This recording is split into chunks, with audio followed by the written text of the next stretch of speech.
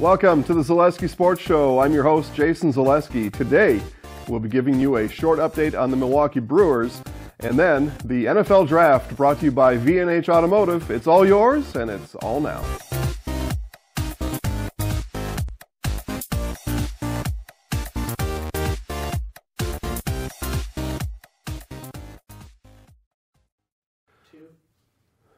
All right, again, guys, thanks for watching. We've got a very fun show for you today. We've got our Green Bay Packers draft expert, Adam Severt, here. Adam, thanks for being here today. Thanks for having me.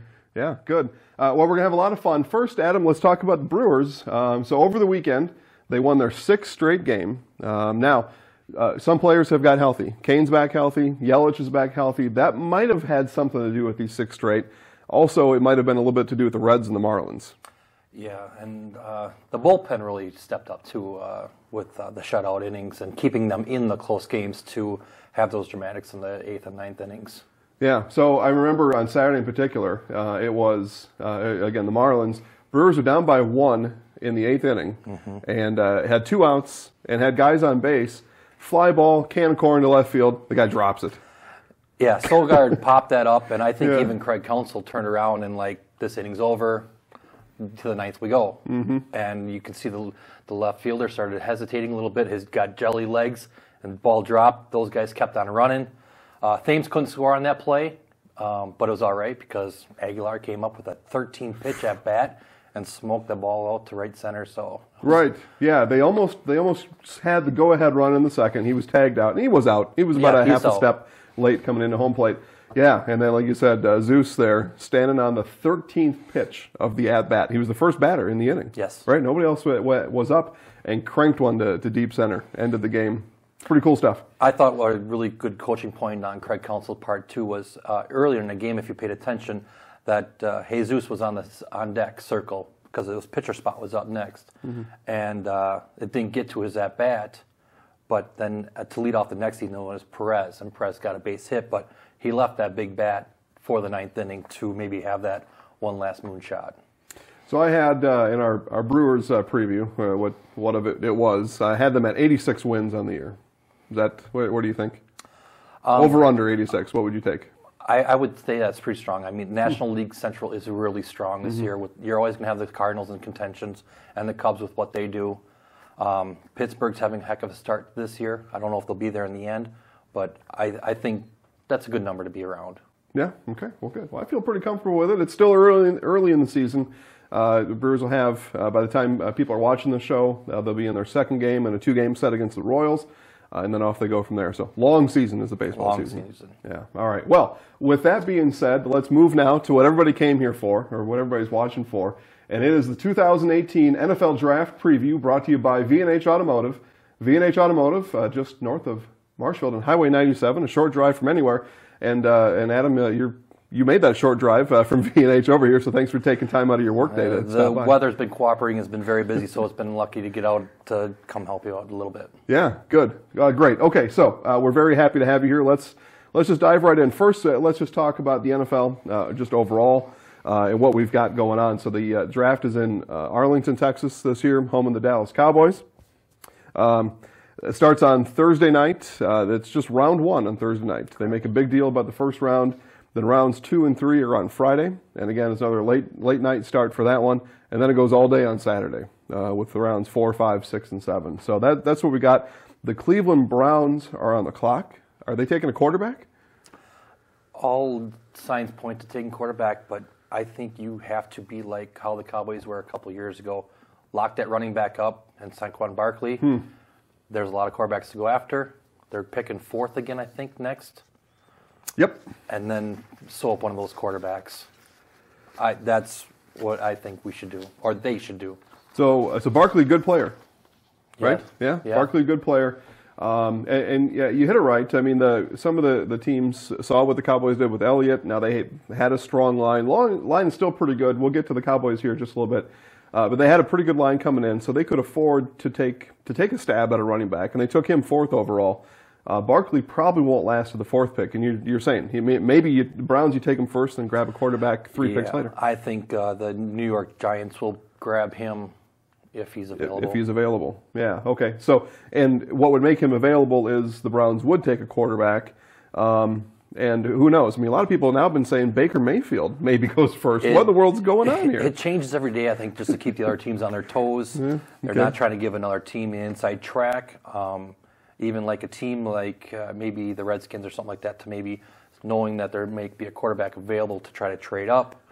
They're keeping everybody on their toes and not giving away their cards. Well, I'll tell you, if Baker Mayfield goes early, say in those first couple, so the Browns and then the Giants, then the Jets, back-to-back New York teams, then the Browns again, Broncos and Colts. I've heard people say that a quarterback could be taken 4 times in those first 6 picks. That'd be crazy. Everybody sees what the Packers do with Rodgers. Cowboys are in that boat too now with Preston. Your quarterback needs to be there. They need to be stepping up. They are the team. And with teams not going after that, going after an offensive line, they're just not going to win your games. You need to start with that quarterback position. Well, so we'll see what will happen there. Yeah, and you're right. If the Browns don't take a quarterback, the Giants certainly seeing in the NFC East along with the Cowboys, seeing what the Cowboys did with Elliott, they're going to jump all over Barkley for sure. Now they don't have the offensive line though. That the Cowboys even do today, and I think the Cowboys line is just a tick less than it was for the last 2 years. The Giants will jump on him, and then the Jets, they've got to take a quarterback, right?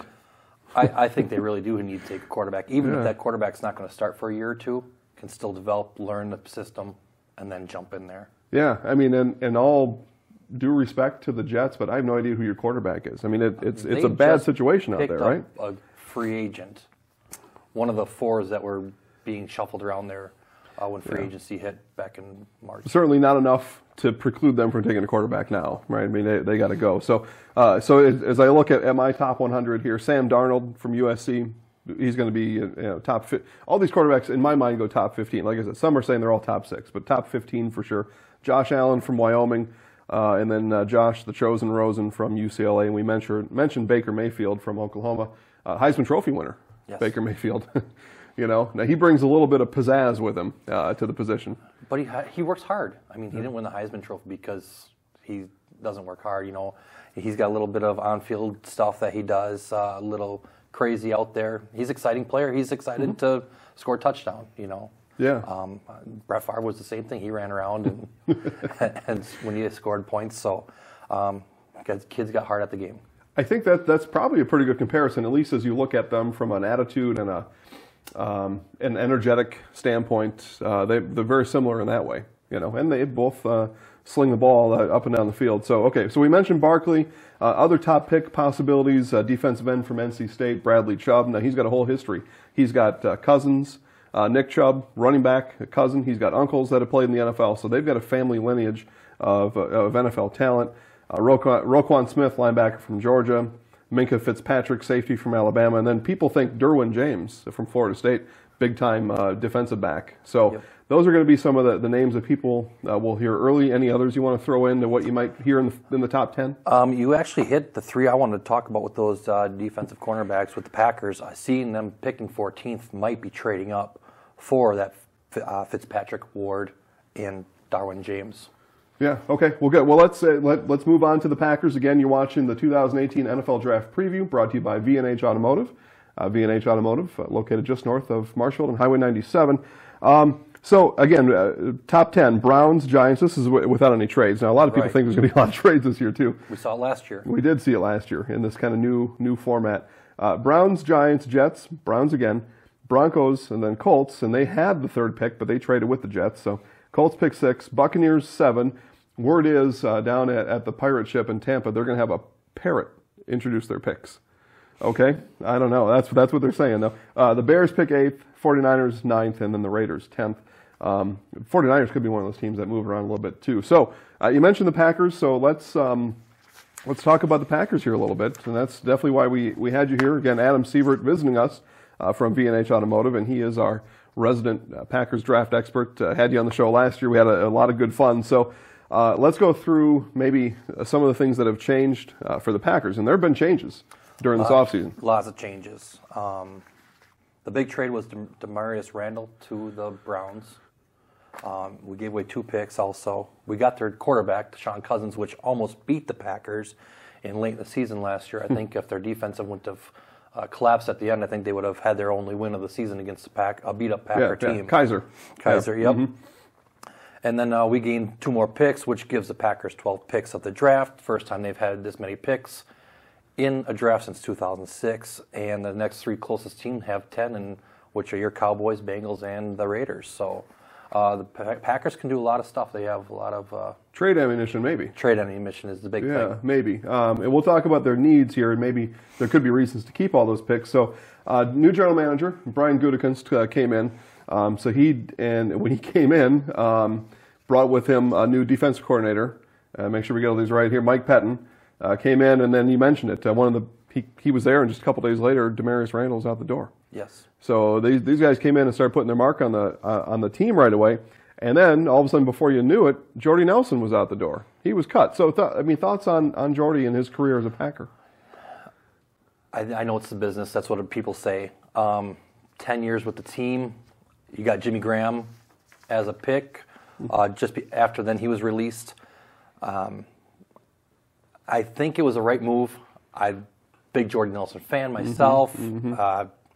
He's a hard worker. He catches the ball. He gives the ball to the referee. He just plays the game. Hard to see a guy like that go away. But I think it's time to move on. He's a step slower. He was dropping a few more passes than he has in the past. So I think it was the right call. Just one of those things. He's over 30. Yep. So that had when you run the math and the probabilities, and you're kind of like an actuary. Do you put Jordy Nelson in that slot position and take a shot over the middle, and then he's injured? With a few of the wide receivers that went the slots over at New England, they live and die over the middle. And yeah, Devontae Adams took one of those shots last year from a couple times against the Bears in particular, where I thought I saw a tooth fly out.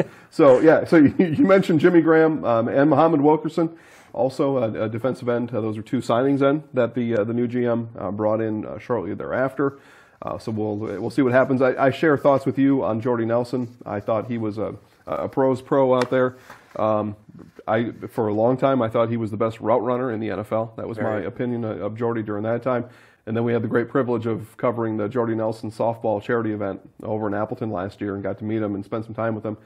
Just a person you'd want as a friend. Yeah, and I know that softball tournament has been going on for a lot of years. I hope he doesn't have any bad taste and he comes back to Appleton and does it again. Yeah, we're waiting to hear. So it was the Donald Driver event for a long time, right? And then Jordy took it over after Driver retired, and so we'll see. We'll see who's at the helm this year. I'd like to see it be the Aaron Rodgers event, and then maybe get a little bit more interaction with the quarterback. But he's got some different ideas, I think. He probably gets enough interaction. Yeah. Now with the Bucs. All right. Yeah. Right. Part owner of the Bucs. The joke I told on Saturday after he became part owner of the Bucs. Now he owns 2 teams, the Bucs and the Bears. I saw that. So those jokes happen. Okay. Well, let's just go right from there. So Aaron Rodgers back, healthy.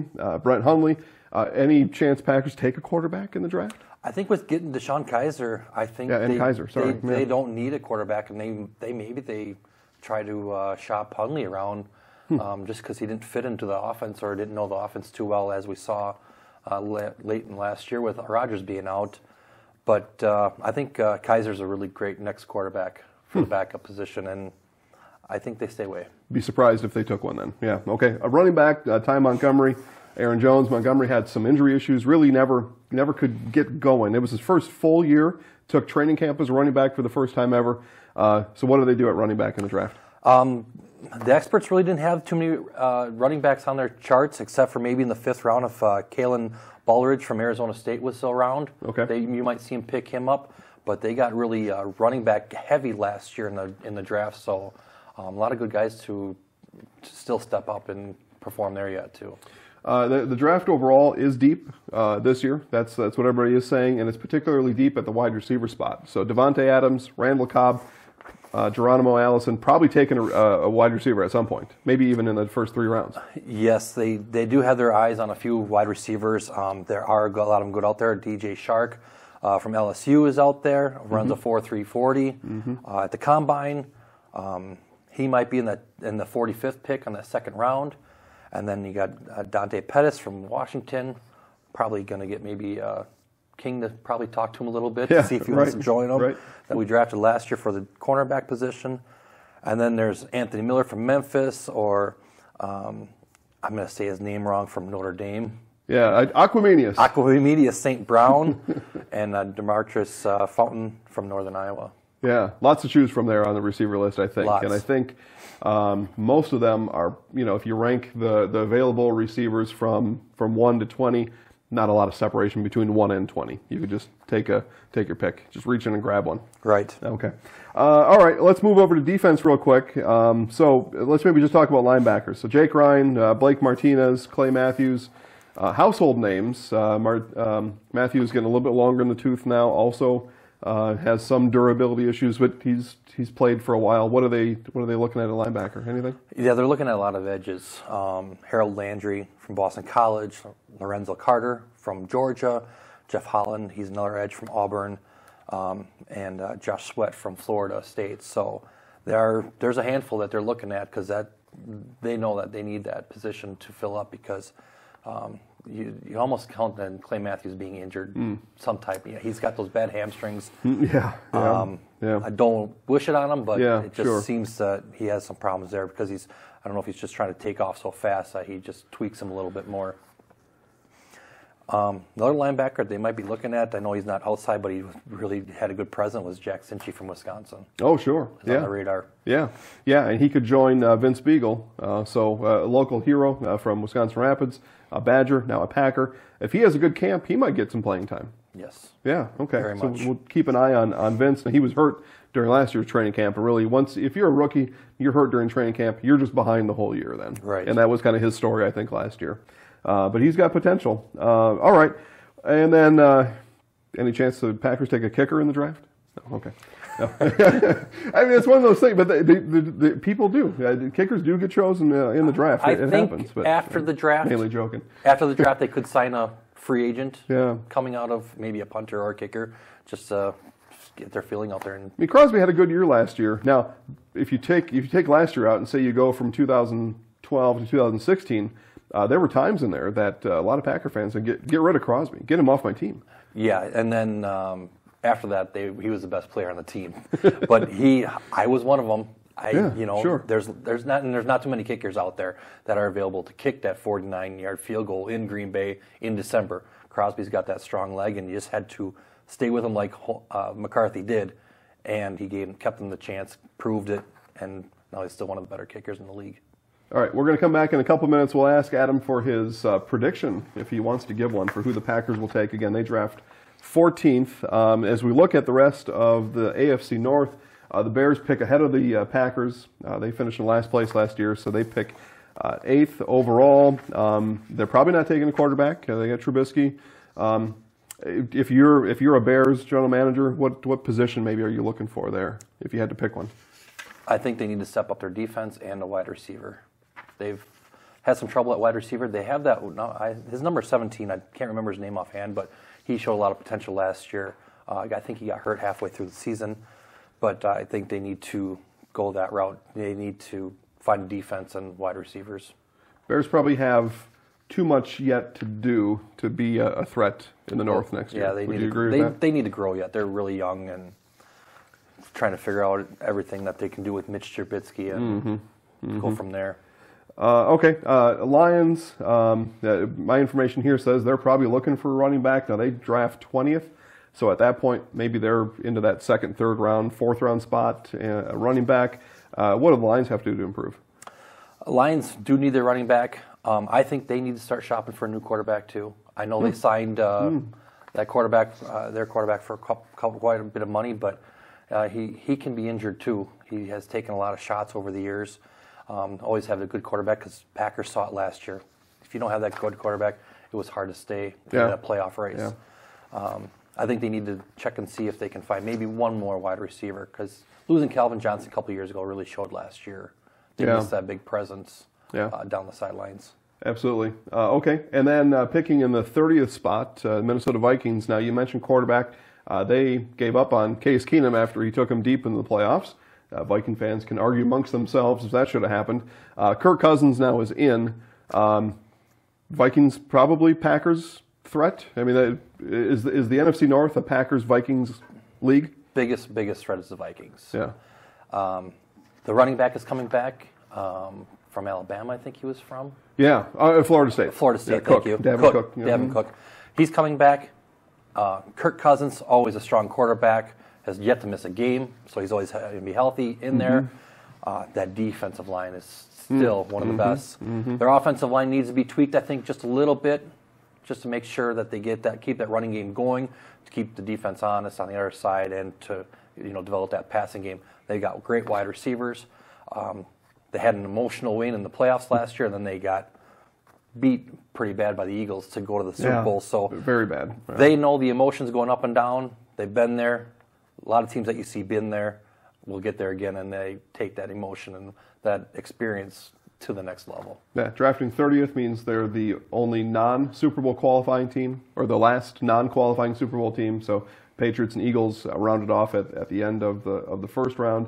And then after that, it gets a little murky with the previous year's trades and all that kind of stuff. Actually, Packers pick first in the third and fourth rounds, something like that. So things get a little crazy. They pick fourth and fifth round. Packers picked first. So all those trades that have happened in the past, compensatory picks, things get all jumbled up after. The first round, though, that's the most exciting. Yeah, we had a lot of fun last year during the first round when the draft was going on. You and I were texting back and forth. Yep. Did you see that coming? Did you see that coming? Yeah, Took trades us by left surprise. And right. I think you're going to see it again. Yeah, and the Packers, I think, are going to trade up. Wow. Okay. So we'll get to Adam's prediction here. So again, you're watching the 2018 Zaleski Sports Show NFL Draft Preview, brought to you by V&H Auto. So we heard it there. A trade, you think, and trading up. And who are they going to get? It depends on what people do ahead of them. If they do grab those 4 quarterbacks, it's going to push everybody else down. So that could leave, the 3 cornerbacks that we talked about with Fitzpatrick, Ward, or James available, and keep an eye on Alabama's Deshaun Hand as that defensive edge to maybe be a prospect also. Well, it's going to be interesting for sure. The draft is always fun, and the NFL's got a way of bringing their sport to the headlines almost all year round. And this is one of those things that they do now. People have been talking about the draft for the last couple of weeks, and it all comes, like I said, to a head on Thursday. On Thursday night, the first round starts. There's going to be just a lot of stuff. I'm looking at this list here. I can't even. You could build a whole team, I think, out of this year's players. You could build a few teams. Yeah, and be good. And so that's a hint, Cleveland Browns. So we'll see what the Browns can do for that. If now you fast forward to Sunday morning, Adam, you wake up. What made it a successful draft for the Packers? Packers need to clean up defense. They got the new defensive coordinator coming in with Patine, and you just need to fill those holes up that were lost with Morgan Burnett losing now, lost to him to free agency. We need to fill in another safety spot. Clinton Dix doesn't like that, but it's what you have to do. Got to fill in the corners. We did get Devon House back. And Tramon Williams. Tramon Williams is back. Yeah. Back, so we do have those 2 players, those veterans back there, but we still need to clean it up back there and create turnovers. Okay. One thing we talked about, I'll just throw this out there before we went on air, there is one big free agent that's out there right now, Des Bryant. He's out there and available. He probably wants a certain amount of money, but if you take money out of it, does he fit with the Green Bay Packers? Does he fit the offense? He does fit, just like we said years ago when Randy Moss would have fit in the Green Bay Packer offense. Des Bryant creates so much stuff on the field. He will grab a safety from up top and take a corner with him, still catch the ball with his height and length, and might create somebody open on the other side too with Devontae Adams over there. Yeah, well, okay. Well, somebody's going to sign him. I don't think, though, that'll happen until after the draft and probably even a couple weeks. So we'll be into May. Now, OTAs, the off-season training activities, they start just after June 1st. So somebody will sign him in May. He will get signed. He was scheduled to make $12 million with the Cowboys. People think right now he's probably looking for 10, something in double digits. If he's been offered 4 or 2 to $5 million right now with incentives, he's probably turned all that down. But somebody will sign him. It's a bit of an ego thing for any player, and especially Des, that he wants to be able to tell all his buddies in the NFL that I still made $10 million this year. Probably. Yeah, If I was Des Bryant, I think I'd want Aaron Rodgers thrown to me. That might be worth a discount. Yes. Yeah, discount double check. check. Yeah, that's right. We'll get one of those in there. So, all right. Hey, man, that was a lot of fun. We're looking forward to it. We will text early and often all weekend. Anything else we skipped? You did say with the draft. By Monday, they'll have mock draft for 2019 ready to go. Yes, it never stops. Yeah. The first issue of next year's draft will be out. Oh man, but those guys, they work all year round though. It's all year round business for sure. But so also all year round business. I want to say at the end of each show, you say go sports. Yeah. You've had a heck of a winter and fall with all the teams going to state. Local teams almost going to state in basketball. You do a heck of a job, so thank you on your part. Yeah, appreciate it. It's a team effort. All these guys around here help. Rachel, our normal host, I mean, she's always out there, and there's a whole other team out there. So it's a big time team effort, and it wouldn't happen without our local student athletes putting in all the effort that they do. So as long as they keep putting in the effort, we'll keep doing it too. Correct. It's a deal. Yeah. All right, guys. Well, that'll do it. That was our 2018 NFL Draft Preview. Brought to you by V&H Automotive. V&H Automotive, a short drive from anywhere, located just north of Marshfield on Highway 97. That's it. That's it. Go Sports. Go Sports.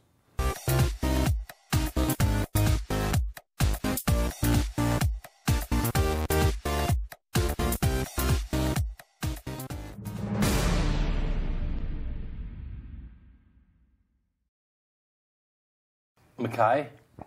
Minka. It is Minka. Minka. Mm-hmm. These people, where do they get these names from? That's what I want to know. Only when I went to Indiana did I have to spell it. Otherwise, everyone else just pretty much gets it. Yeah, people in Indiana don't understand the name. Why is the world? Giggle pants in there today. We're ready, sure. 5, 4, 3, 2,